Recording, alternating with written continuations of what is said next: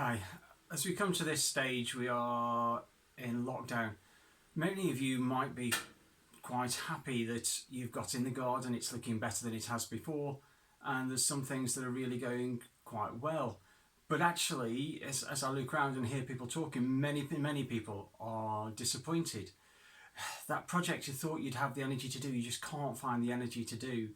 The idea of homeschooling that was going to be wonderful is now majority playtime, as you can't find the energy to keep the kids focused on what they're doing, and they are all over the place.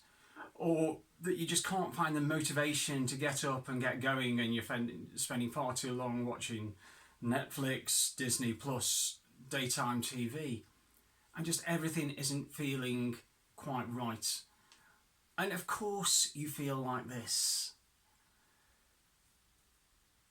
It may be that you are working in one of the protected professions, and what you've been doing is throwing yourself into the work, but having to work further apart from your colleagues, more isolation, maybe doing deliveries alone whereas you're doing it with somebody else, or spending more time with a mask on and PPE on and just feeling hot and sweaty, and everything feels just so much harder working now than it did.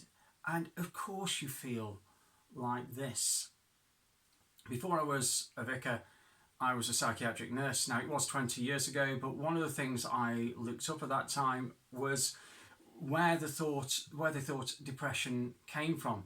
And here I'm talking about anthropologists and evolutionary psychologists.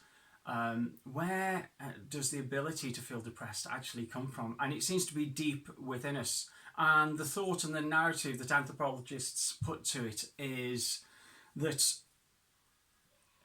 when we were developing and evolving, there were times when it was winter, there were times when food was scarce, and so the body wanted to slow down its motivational levels, and that is the survival thing that being depressed does for us. It slows down where we're at, makes us look at things and look for risk in a lot higher level and assess risk more thoroughly, and really just depresses everything. And in part, it's a survival instinct if it's in balance with everything else.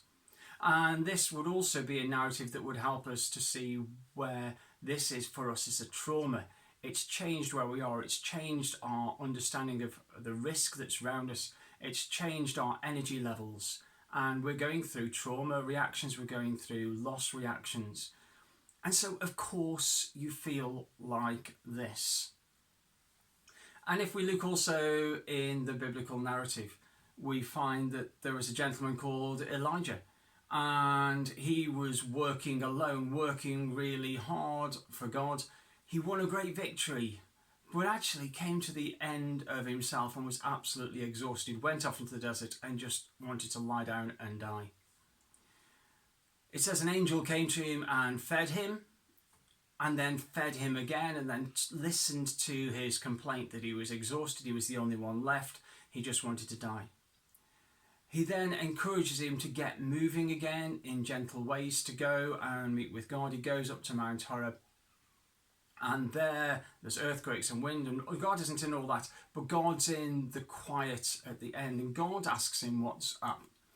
And he says, I've worked really hard for you, I've done everything you could possibly ask of me, I've been a success, and now I just had enough, I want to die.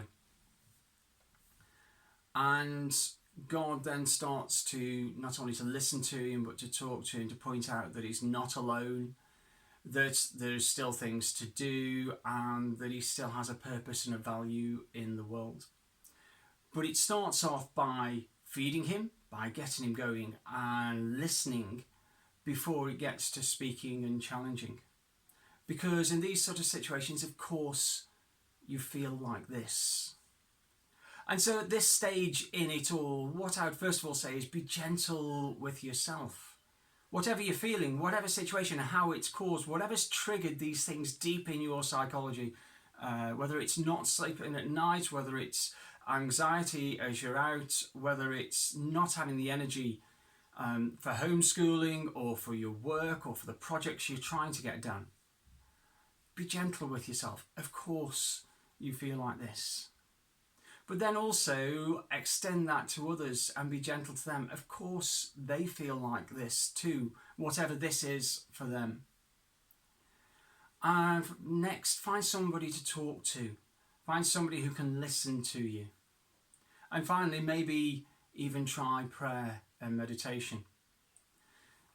This passage of scripture where God speaks in the silence is one of those that encourages us to take a moment out of the rush and the hurly-burly and find that sound of pure silence, that moment of stillness where we can get a new perspective.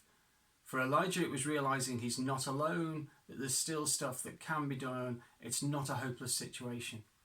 And for us, it's realizing that we aren't alone. We're sharing in this moment and this emotional journey with everybody else in this country and across the world. And it's not the end, and there's still ways forward. And it may be that in all of this you might need to talk to your doctor or find professional help. But if you are gentle with yourself, gentle with others, find somebody to talk and engage with and find moments of stillness, you'll find that you start to get a perspective back that helps you to move forward rather than just being harsh with yourself.